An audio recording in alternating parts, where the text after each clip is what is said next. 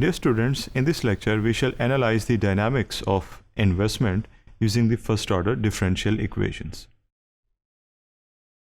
Now here we are assuming that there is an investment amount in the beginning, that is the principal which is invested, and it's $60 with certain units that it can be, and the value of this investment over time will change, and this is the equation that measures the change of this investment over time.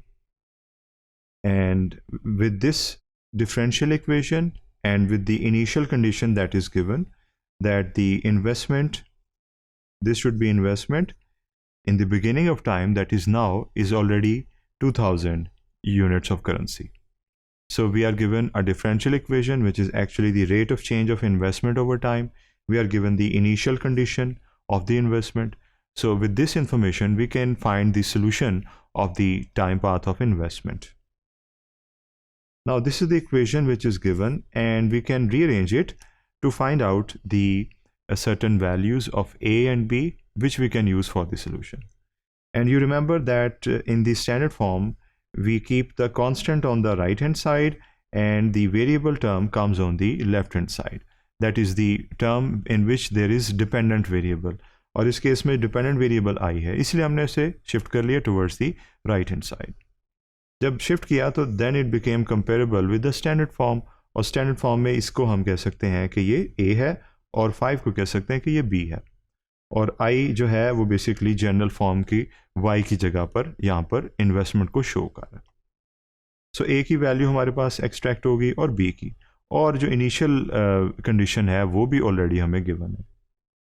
सो जब हम case की selection करेंगे, because first order differential equations has 3 cases, तो उनमें से पहली बात जो हम चेक करेंगे that will be the value of B, so that हम ये चेक कर सकें कि हम होमोजीनियस केस की बात करें या नॉन होमोजीनियस केस की.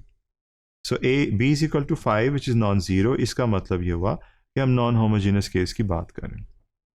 नाउ ए की वैल्यू जो कि नॉन होमोजीनियस केसेस में से दो में से एक को सेलेक्ट करने में मदद देगी, और वो A की वैल्यू जो है नॉन ज़ीरो है.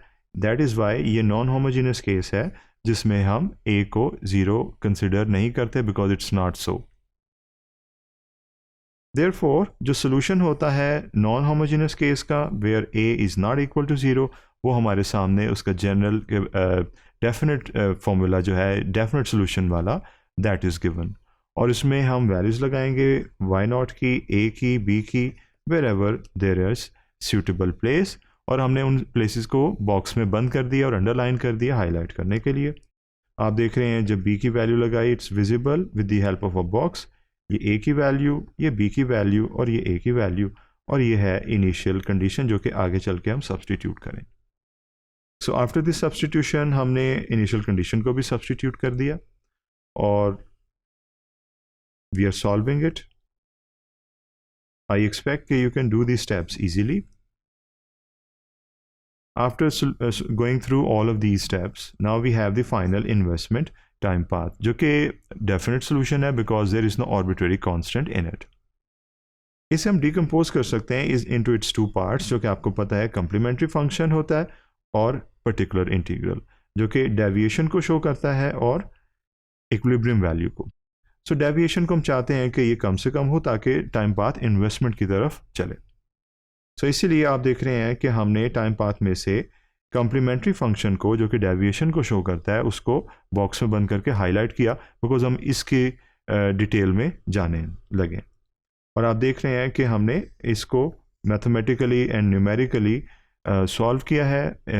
I C is equal to -500 e raise to the power minus 0.002 into T.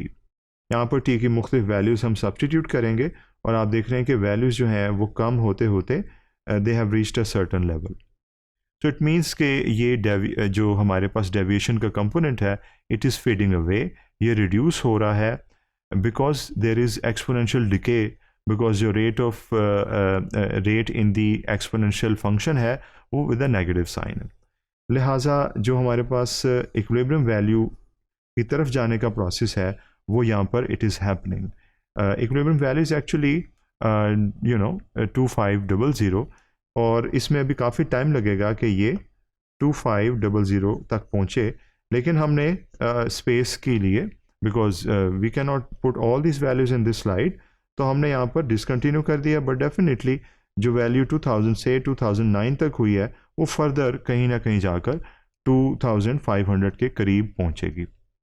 So we saw that there is dynamic stability, जो कि हमने डायग्रामेटिकली भी देखनी है, टाइम, और उसके बाद इन्वेस्टमेंट, और इसके बाद ये है इसकी इक्विलिब्रियम वैल्यू, और ये है इसकी टाइम पाथ। आप देख रहे हैं कि इक्विलिब्रियम से नीचे है initial starting point, initial condition, और जब हमने इसको ऑब्जर्व किया ओवर टाइम तो डेविएशन कम होती नज़र आ रही है। Finally that is going to make the time path go close to the equilibrium value, और डेफिनेटली इसे हम कन्वर्जेंस का नाम देते हैं। ये वही बात है जो यहाँ पर सिंबॉलिकली लिखी गई। टाइम के गुजरने के साथ कम्प्लीमेंट्री फंक्शन इन्वेस्टमेंट का ज़ीरो की तरफ जाएगा, और जब कम्प्लीमेंट्री फंक्शन ज़ीरो की तरफ जाएगा तो इन्वेस्टमेंट की टाइम पाथ इक्विलिब्रियम वैल्यू की तरफ जाएगी।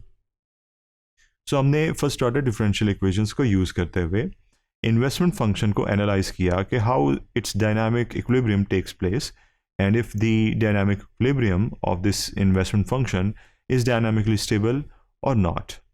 Thank you.